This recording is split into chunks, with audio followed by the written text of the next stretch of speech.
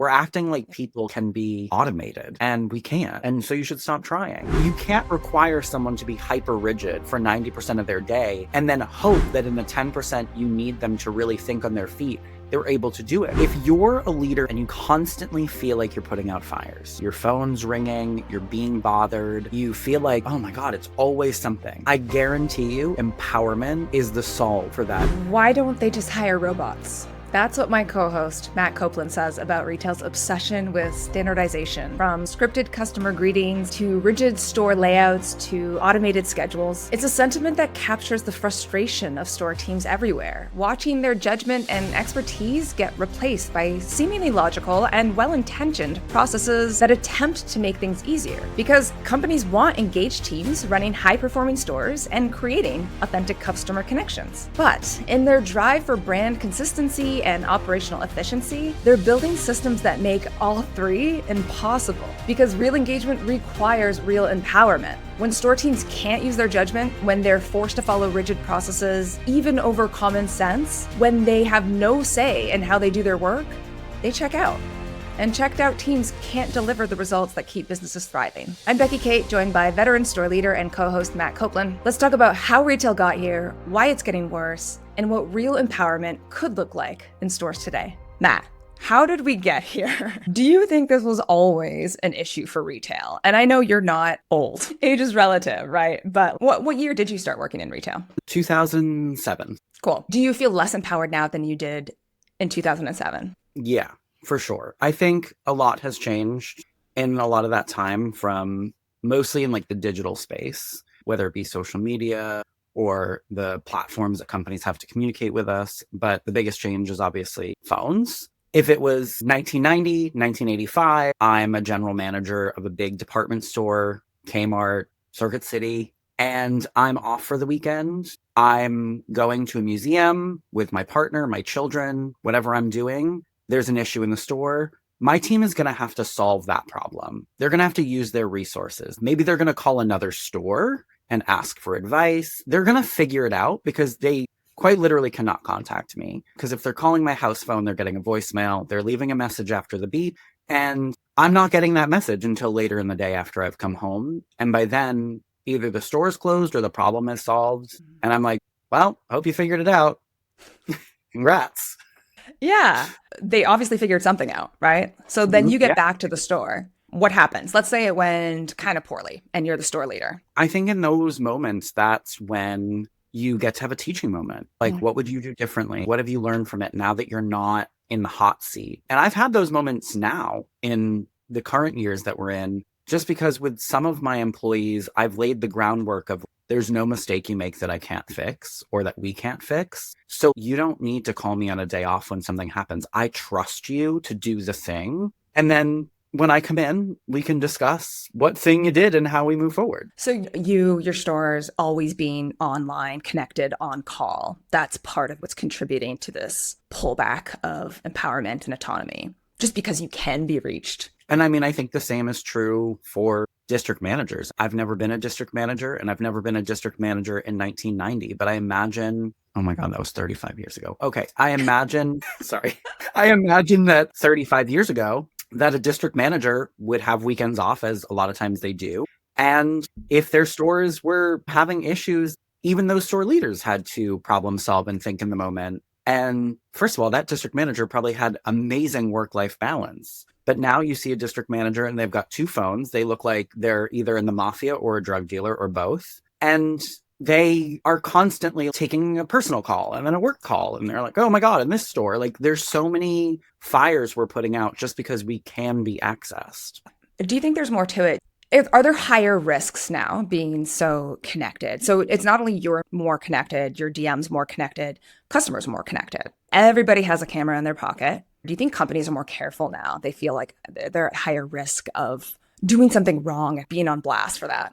For sure. I mean, most companies I've worked for in the last 5 years have a policy in print for what to do if a customer starts recording you and how to behave and respond. Ooh, can you tell me about one? What do you do? So most of them basically say something of like, listening, sort of don't let it escalate. and kind of remain as emotionally neutral as possible. And I mean, I've even seen viral videos online where people are giving accolades to like a cashier or something because they really are remaining sort of impassive. And that's what companies want, because that's like now a new fear, is that you're going to have a bad viral moment and then the company has to like answer to that. Yeah.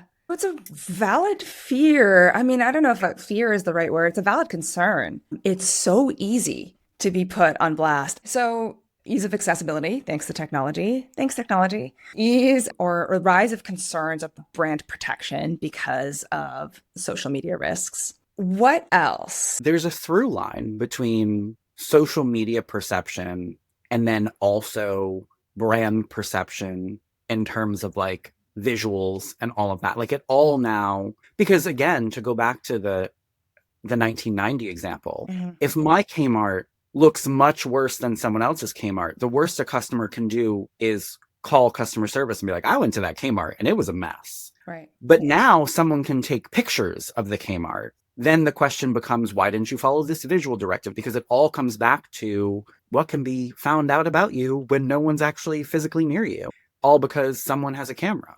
And people do take pictures. And people do take pictures. And they post them. On LinkedIn. I hate you all. I'll say it on every podcast episode if I have to. So the idea of efficiency, staying on the topic of empowerment, we all know understaffed stores and labor shortages in retail is an issue. So efficiency has become an obsession, I would say. How has the pursuit of relentless efficiency affected your sense of empowerment? So I think it's affected mine, but it's also affected whatever team I'm having, because it's almost like there's no time to learn because you just follow the thing. There's no time for you to ask why we do the thing. You just do the thing. And I think back to an example of I promoted someone new at Old Navy who was going to be in charge of the men's and boys department. And my women's merchandising manager was amazing, very tenured, literally 20 years at the brand. And when we were training this other person to run their departments, my women's merchandiser, Nick, was like, well, that section, there's so much he could approve. And there's, if you just follow the book. And I was like, it takes time to learn. We have to walk past these two departments every day for 3 months at least, knowing they could look better. Because if we just fix it, we take away his chance to learn. So those are our choices. And I'm okay looking at something that could be better for 3 months while we don't sort of shortchange someone's opportunity. And I think at a bigger level, zooming out of my own store, that's what brands are doing, is they're operationalizing the brand so that they can just make sure every store looks the same, no time for training. Okay, we're going to cut payroll, but don't worry, because everyone can do this thing the same exact way, in the same order. You don't need the time, because now you don't need to use your pretty little brain. You just follow this 5 steps and everything will be fine. How's that work out? And I mean, what that does is really makes it so you can't enjoy your job. I don't care what job you have. If anyone had a job where someone was like, this is exactly the steps you take, at that point, you're like, well, again, just hire robots then, because that's what you're asking for. Yeah. Just yesterday, I was listening to a podcast. Simon Sinek had Jocko Willink on, and they were talking about leadership and empowerment. And they talk about how very prescriptive, tyrannical leadership is fine in theory and in calm. But as soon as that team gets put in the chaos, nobody knows what to do because they haven't had to use their pretty little brains in a while. And it made me think exactly of this. We talk a lot about how retail is unpredictable. You can't train for every scenario that you're going to face. So not stretching your empowerment muscles has a serious cost. And I think we're also doing, I mean, this is like a societal issue, so I won't go too far into it, but this is also a problem amongst what I'm finding in some of the newer generation, where now I sound like I'm 107, but where they're so used to everything being prescriptive and there being an exact way that empowerment is like almost scary sometimes. And I think that that's the culture you build in brands, where like you can give empowerment and then people are like, I had employees actually at one of the companies I work for say to me, well, Matt, literally in a management meeting, they ambushed me a little bit because they clearly pre-planned this conversation and they were like, well, we just don't know what you want when it comes to customer service, because sometimes we should do the return and other times we shouldn't do the return. And I had to actually point out to them, have I ever actually told you that you've done the wrong thing when it comes to a customer return? And I hadn't, but they wanted this black or white thing. And I was explaining, when you do the black or white thing, someone is getting bad service or something is going wrong. And there's no hyper prescriptive way to either manage people or help customers, because people are not black or white or always right or wrong or left or right or whatever box you want to put people in. But essentially, it's creating a scenario where people don't know what to do because we haven't given them those skills even in the little moments. So then when the big moments come, especially when it's an unpredictable situation, and I'll always use a mechanical thing because I think it's a great lesson. Okay, a pipe bursts in your store. What do you do? There's no guide for that.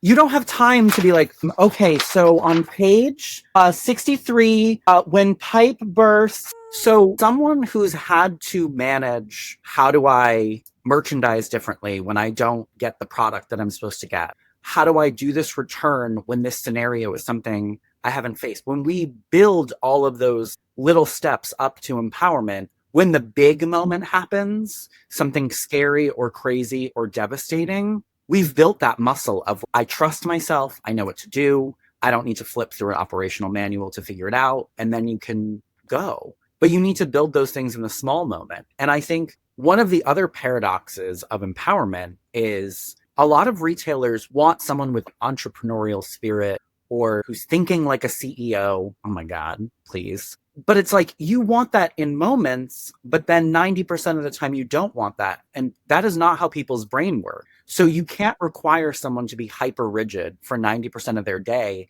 and then hope that in the 10% you need them to really think on their feet, they're able to do it. Because by then they're on autopilot. So we need to take out some of that autopilot and be like, sorry, this plane has no autopilot. You actually just need to know how to fly. The subcontext, too, of constantly being told exactly what to do is, we don't trust you, right? Or you're going to mess this up.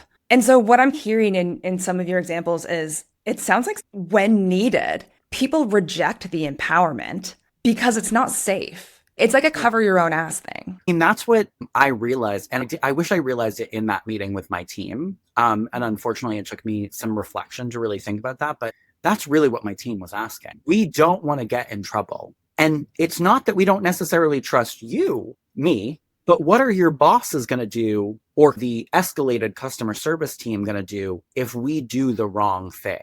So we need you to give us something highly prescriptive. That's really, and I think you hit the nail on the head. It was, they felt scared because there wasn't trust. So things were super cool in the 90s, as far as we know. Welcome to today. There's a perfect storm happening in retail. Mm-hmm. There is increased risk and thus an increased focus on protecting the brand because of social media pressures. There's also an efficiency obsession. There's no time to learn. We don't have time to train you. We're eliminating waste to keep making more money. So we need to standardize everything. And then there's also, obviously, likely as a result, I'm sure there's a correlation, high turnover. So when you're constantly needing to bring in new people and you're already understaffed and you need all those people to hit the ground running, you need to tell them exactly what to do because you don't have time for them to learn and make mistakes and get the institutional knowledge that you want them to get. And what you've said is the result of this, the long-term negative effects of not addressing these things, is less joy in your job. So disengaged teams, definitely lost judgment development, decrease in authentic service. Part of these prescriptive things is greetings and customer service related. And it's causing more turnover, which is exacerbating the entire cycle. There's got to be a better way. Go ahead. I mean, I keep coming back to this. It's one of the things I kind of always knew instinctually as a manager is that I always knew letting people make mistakes was important. And I think the more we talk about different topics, whether it be empowerment or communication or anything, I'm like, wow, this is like mistakes. This is key, actually. And so allowing people to make mistakes, but then giving them sort of a guideline rather than a yes or no rule to follow. And I think one of the examples is at Old Navy, visual is, again, such a great backdrop to give examples to, because I think it just is, because it's so different every store. Every store has different fixturing, different tables. Every company has one visual book. But in a company like Old Navy, we used to have visual workshops where we'd all go to one store, redo a department together. And we would go to a store typically that wasn't to book, quote unquote. So maybe they had like a weird wall, or they had an extra section that the book didn't account for. And we would merchandise it. And then we would talk through why we were making the decisions we were making. And you go to enough of those workshops and you work for a brand long enough and you get that institutional knowledge that tells you, like, this is what the brand looks like and this isn't what the brand looks like. Yeah. And then you kind of build your own internal trust to know what that means. And then the company doesn't have to be as prescriptive. And again, in a company like Old Navy, they give you that visual book and they make it clear. Stick to the book as best you can. But we know that not every store looks the same. And so you adapt. But you know in your head, okay, as a brand, this is an Old Navy thing. So or it was. They could have changed for now. But like, you would never put 4 different sweaters in one section because you'd want to outfit build. So you'd want a sweater, maybe a tee, maybe a pant. You want some layering, and you'd want them to be able to go together because you want to, like, basically visually show customers, you could wear this all together.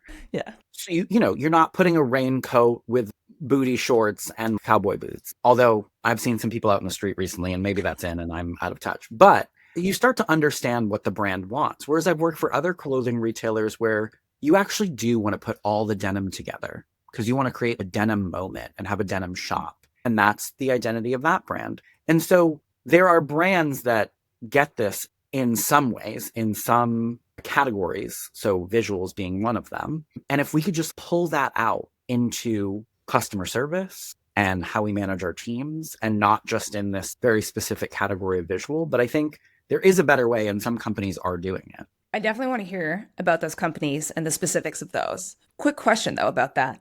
Because turnover is so high in retail, a lot of companies are concerned that, and I don't think they would outwardly say this, but right, they invest all this time. You spend all this time, you're touring stores, you're learning things. You have all this now tacit knowledge inside your head. What if you leave? I mean, there's that really cheesy quote that so many people put on. It's a good quote. I just think it's cheesy because people say it and then don't do it, which is is it attributed to Richard Branson? It's a quote that's something like, what if you waste time on training? And then it's like, but what if you don't? It's like, And people they use stay. that quote. Yeah. And they stay and they're not trained. And I think it really is that. Yeah. Because what people don't understand is that actually is why people stay, though. People stay when they're trained well, and when they know things, and when they feel like they've been given the tools to do their job. Yeah. And one of the things in retail is there's a scarcity mindset around time. And I don't just mean labor. We always act in retail like everything is an emergency and there's no time to pause and react. I do want to throw this out there. One of the best things Old Navy did, I think it was my second leadership conference there, was they had this circle, and it was how you should split your time.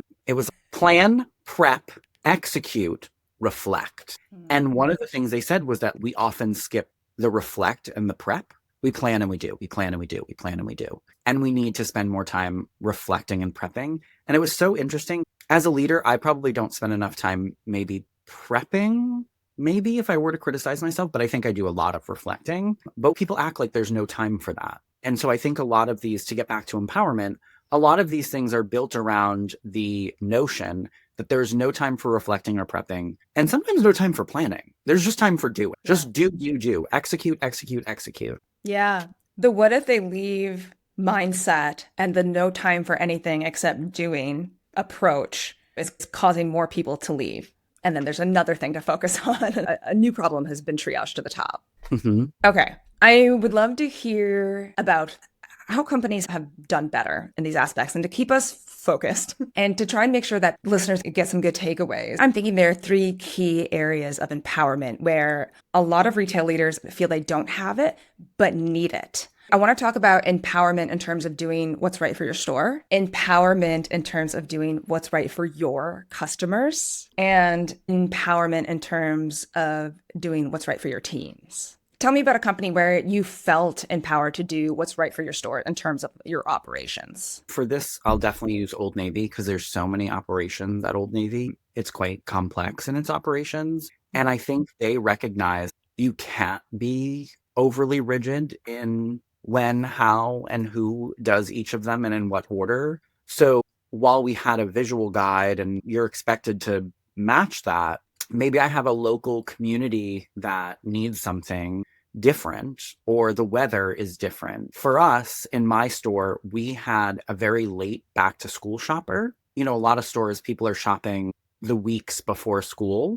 My customer literally waited till the weekend before school started. And it was because it was like a community that relied probably on that paycheck. So a lot of times you would change your departments from back to school to the next program before back to school is even over, because everything in retail is a little bit ahead. So in my store, even though the after back to school visual set was due before Labor Day, we wouldn't set ours till after Labor Day. And the first time I did that, I just didn't tell anyone and just did it. And then eventually I did it with permission because they were like, well, you're right, because your sales match up. But I felt that if someone had walked into my store, I could have explained and I wouldn't have gotten in trouble, because they would have been like, we trust that you know your business better than we do because you're here and we're not. And again, I think it comes back to trust. And then I also felt empowered that I wasn't going to get in trouble for some thing that I chose to do that was actually for the benefit of the customer. I love that Old Navy is an example because they're gigantic and they're part of a broader umbrella brand. Because I think a lot of people will hear this and will let themselves off the hook by saying, yeah, but my company is so complex. So if Old Navy can make this happen from top to front line, you can too. Why do you think Old Navy could do this? What do they have that other retailers don't? I think they really trust who they've hired and trained. And this is from my perspective. Mm-hmm. They operate under this, we're going to trust you unless you prove that you shouldn't be trusted, versus the reverse, which is often the case. We're not going to trust you until you prove that you're worth trusting. And I think Old Navy also recognizes that because of their size and their complexity, if you don't do this, what is a district manager going to do? Run after 10 stores? My store was 17,000 square feet. That's a big space to micromanage. Even as a store manager, one of the key things I learned there as a leader was, holy shit, I can't do everything. Like, I have to trust my team because I can't fold every sweater. Yeah. And I think Old Navy recognized at a macro level, they would fail as a company if they were running around being like, no, not that way. No, not that way. I think that their size is actually what gives them the perspective of, we're only going to be successful if we let trust take the wheel.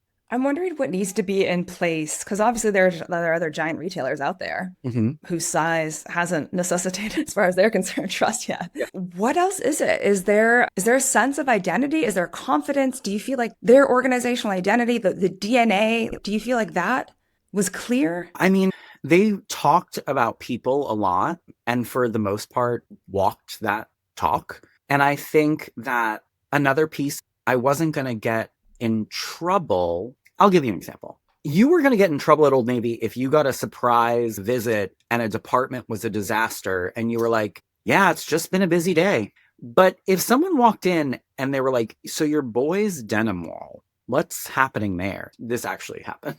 This is a real life story. And when that person walked in, I basically was like, so when I walked in, the store was kind of a mess. We had some call outs yesterday. The store wasn't looking great. We have been fixing the store in order of departments that make us money. Boys denim is my lowest category in the store. It's below babies. It's below girls sweaters. Boys denim is like last on the list. It's basically sells as much as socks. So that person heard me know my business and then was like, great, that sounds perfect, but you should get to it by the end of today. Don't let it go anything beyond that. So that was the end of the conversation and we've moved on with life because I had a reason, because I knew my business, because they hire people, hopefully, that want to know their business. And then they also have a structure where they expect you to spend basically an entire day, a week in your office pouring over the business. Yeah. So there's also that foundation. Here's what you do, you know your business, then you make decisions according to the business. And as long as you're doing that,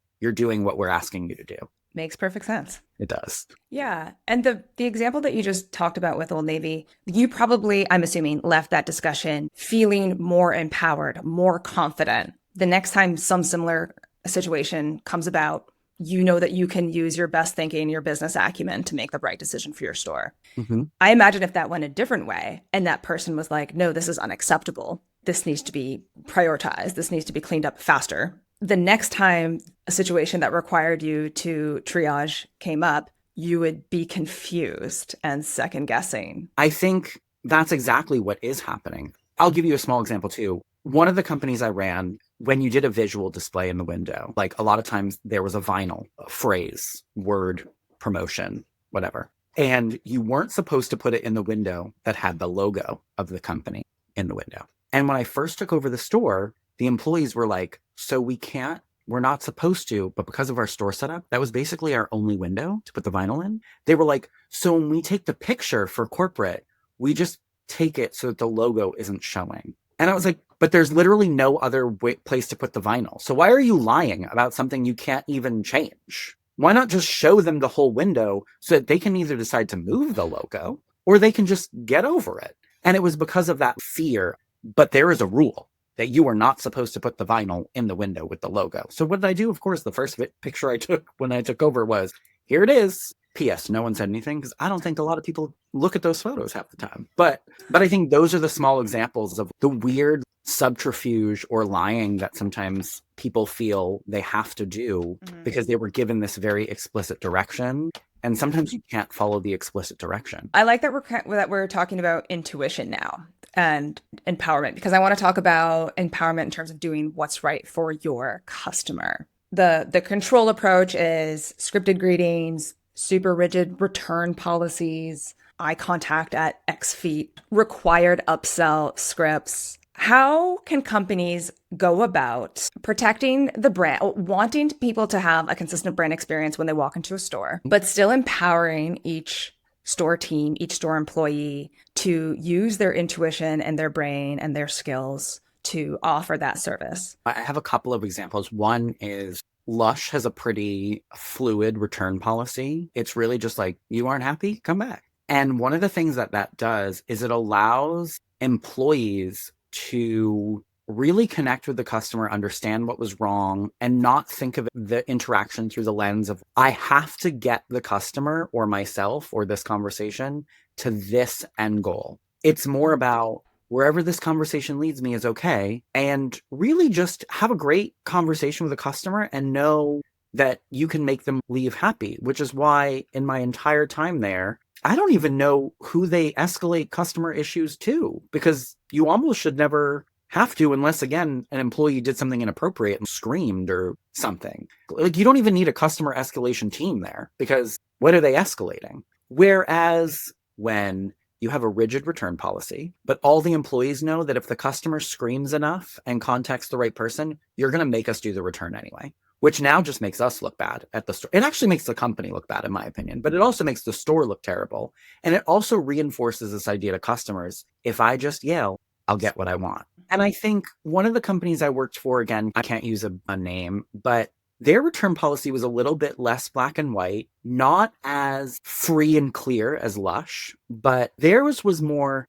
the customer should leave happy, period. But here's, for business reasons, we can't just accept every return that comes in the door, because that's bad for business. It hurts our bottom line. We take a lot of care in our product. It's very high priced, etc. So here's the policy. We are never to share the policy with the customer. This was interesting, because we want you to be able to remain fluid and use your best judgment. And they had a lot of scenarios in the guideline, but there was no, this is a hard and fast rule. And again, that led you to read every situation different, because some customers come in and they're like, I need to return this. And you're like, hey, listen, for X and X reason, we can't take it back. But now if that customer's response was like, listen, I've been a customer for years and I'm just not happy with this item, that's when you're like, listen, for this one time, we'll just do this thing and swap it out. And that was the policy, essentially, was the customer can't leave angry, but also try to protect the business and the bottom line. And I think those are the things that are best for the customer. It's also best for the employees, because when you put them in a place where it's really black and white, what you're doing is putting people on the defense right away.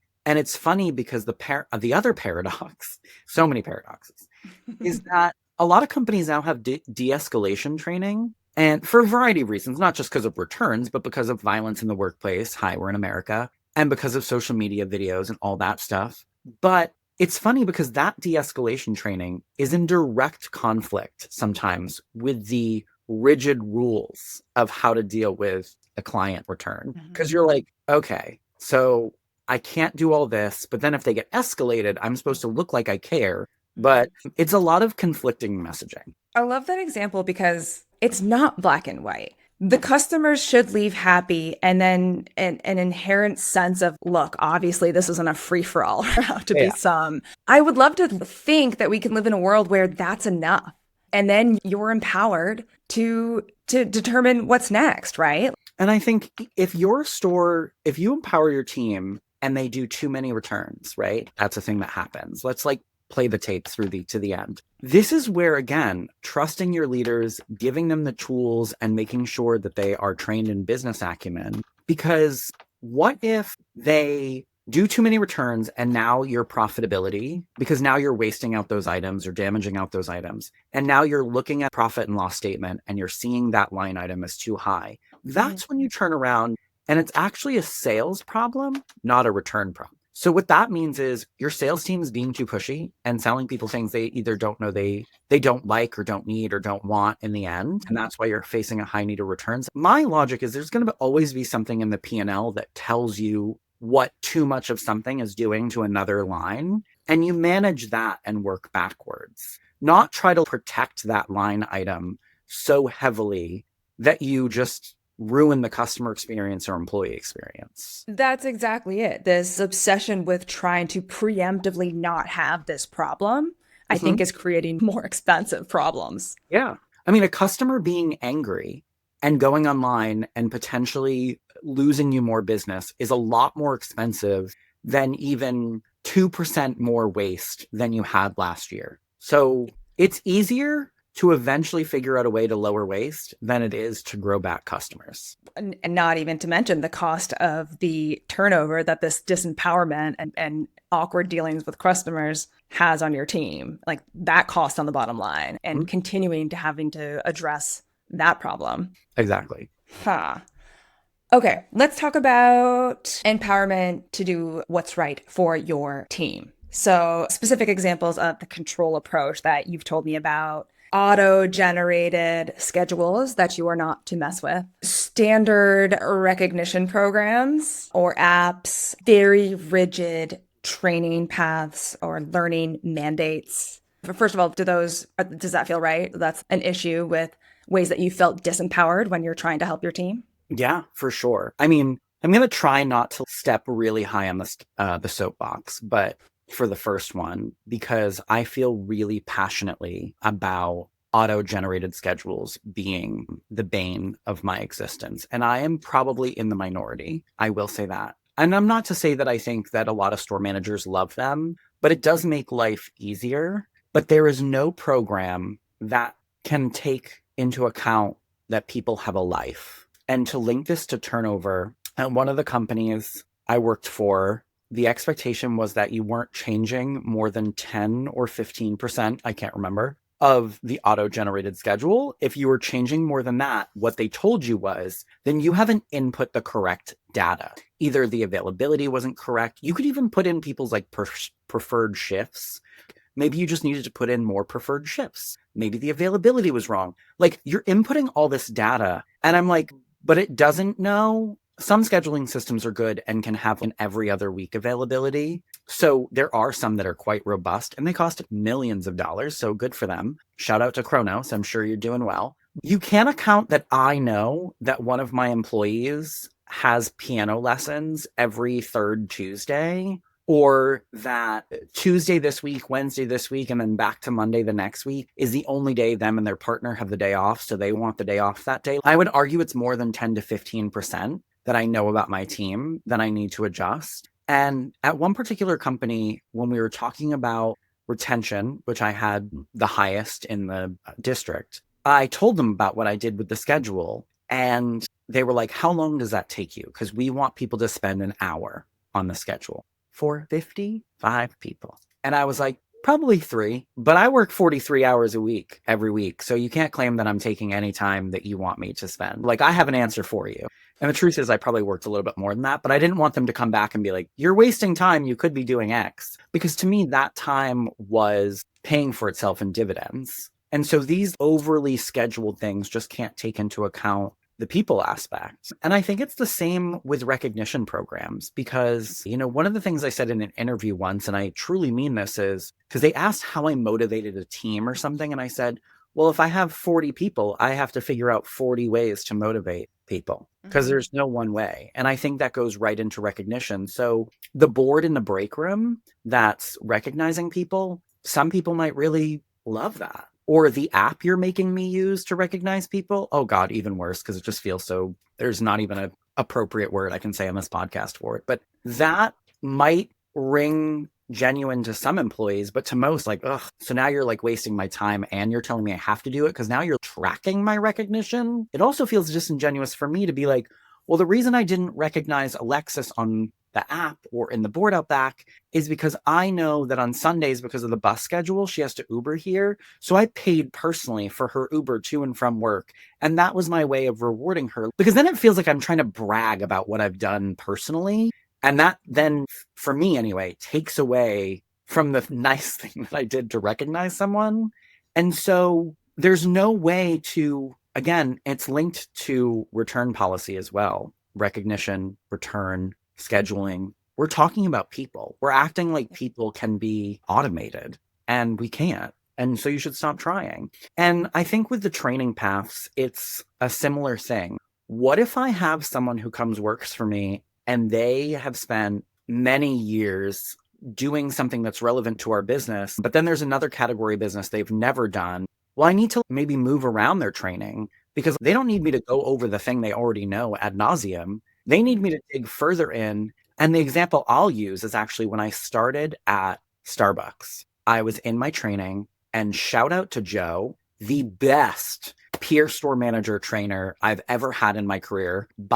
It's not even close. And that's because even though Starbucks had a very specific training path, when I came into his store, I said, listen, I've been a leader for a long time. I don't want to spend too much time going through this is how you coach someone. This is our attendance policy. I can read all that. What I want to do is I want to make sure I go into my store and I am the best barista they've ever seen so that I feel comfortable doing their job and then also leading them through activities that I know how to do. And I'm not just like being that boss that doesn't know how to do the thing. And Joe was like, I love that. Let's do it. That means today you're on bar during peak.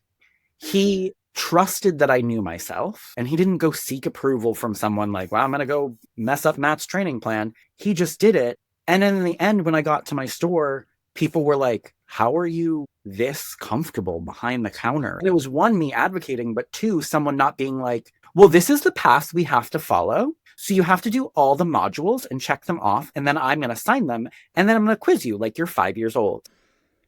That gave me such a better training experience, which made me more happy to start at my store. It made me feel more comfortable. And again, no, he didn't get in trouble. They asked, though, why I felt comfortable, and I told them, and they were like, we love that. Great. Again, there was no punishment for breaking the mold a little bit. I mean, I still went through all the modules. I watched how to coach someone. But yeah, I think a lot of training paths are built for either internal candidates getting promoted, or they're built for externals, and then there's too much brand information that an internal will know. Either way, training paths are often these very rigid. And again, I think that goes back to your point about getting in trouble. They're afraid of legality issues. So they're like, if we just make everything cookie cutter, we can't get in trouble. Holy cow. Okay. So for one, I'm just still a little bit caught up on we only want you to spend 1 hour doing your schedule. Mm-hmm. So forecast to the mission versus metrics paradox, especially because, like you said, you had the highest retention at that point. I'm assuming your store performance was, if not like one of the higher in your districts. And so the obsession with how much time you spent to do it without considering, but you're obviously very successful. I'm just having a hard time getting over that there was like, oh, but we only want you to spend 1 hour. Why? That's the least empowering thing I've ever heard. I think part of it was they felt that there were other things I could be doing that would have a better return rate, I would argue no, because I always said in that company, I don't want to say the schedule was all my success, but it's a much bigger part of it than a lot of people give credit for. It is amazing what happens when you allow people to live their life outside of work through the schedule. It is amazing because they feel it's not just that they can go to the piano recital and they can see their partner and they can do the things they want to do. It's that they feel valued. It's that they feel seen and understood and like a person versus me being like, so when I do the schedule, it auto generates. So like you told me your availability is until 9 and I know you said you like to leave at 8. That's just what the schedule pumped up. But if you want to like reach out to your peers and see if any of them would want to switch with you, or you can go in the app and you can put swap shift and see if anyone takes it. They won't because that usually doesn't happen. And that app feature is completely pointless and every company should get rid of it. But you can try. And then, yeah, I guess that's just the way it is. But in the future, you could submit a change in availability, but that has to be done 6 months in advance. And we just passed the period for that. So in 6 months, you can submit your availability again. And then maybe you can leave at 8. I hope that helps, Sarah. Have a great day. Let me try that, Sarah, and see if that works. Because with all of these things, is like just trust the tool. Again, don't use your brain. Don't feel empowered because the tools always work. And it's so funny. I need to go on this tangent. I remember at another company I work for, different company, I was explaining to a peer of mine. I was like, oh, someone texted me because they want Saturday off. I want to say this was a Thursday. And they were like, well, they should find coverage. And I was like, yeah, but I know the whole team better than they know the team. So I actually know who I can bamboozle into picking up that shift. And they will do it for me, but they might not do it for a peer for a variety of reasons, or maybe that person isn't as close, whatever the case may be. Mm-hmm. So I spent 5 minutes on my phone texting, whatever. And then I texted an employee and be like, you better love me. Haha, you have Saturday off. Someone's picking it up. And my peer was like, well, they can just swap the shift in the app if they just like release the shift. And I go, and who's taking it on a Thursday before Saturday? Without a personal favor being asked. I'll tell you who. No one. And then that person either is going to call out on Saturday because this is a thing they really want to do, or they're going to come in and they're going to be the most miserable version of themselves. Or maybe they'll fake it and they'll be great, but they're going to think in the back of their mind, if I had a better job, a better manager, a different job, a different manager, maybe I would have had this day off and could have done the same. And I don't take that risk with my people. So it took me 7 minutes to get it covered. Why wouldn't I invest 7 minutes for the return on investment that is going to get me at least another 6 months of them being here, if not longer? 7 minutes, to me, that math. So yeah, I think this approach of overly rigid, let's do all the things and it should play out is wild when we're talking about people, whether it be customers or employees or leaders. Overly rigid or let the tech handle it. Yeah. Doesn't work as the default or only approach. Last episode, we talked about our Caito's modern approach to engagement and using the channels that actually matter in retail. We talked about how a lot of companies assume that everything is an awareness issue, and so they try to fix those things through corporate communications. But in actuality, it is things like your manager, how your manager treats you, your operations, your practices and policies, and then communications will support those things. Mm-hmm. So what I love about that was it's a perfect example of your manager. That was you, empowered, self-empowered or not, saying, I understand that this matters for engagement. I'm going to take the time to do this. You played the role as a manager to create engagement. And then because you had or took that empowerment, the thing like a schedule, I think it's a perfect example of operationalizing engagement. So that practice, what you just did was both an example of using your manager and operations as a channel for engagement. Do we have one for communications? There's a way to use communication to back up the empowerment thing, but it's definitely not a poster with like a girl on it, like holding up a fist and being like empowerment. Like I can picture the poster in my head. I know. I'm picturing like a mountain and yeah. Yes. Like she's ready to climb the mountain. Yeah. If you want to reinforce through communications how great your culture is or how empowering you are as an employer, do not say it directly. Yeah, no. Communicate about the proof points that they experience day to day that make them feel empowered or that the culture is good.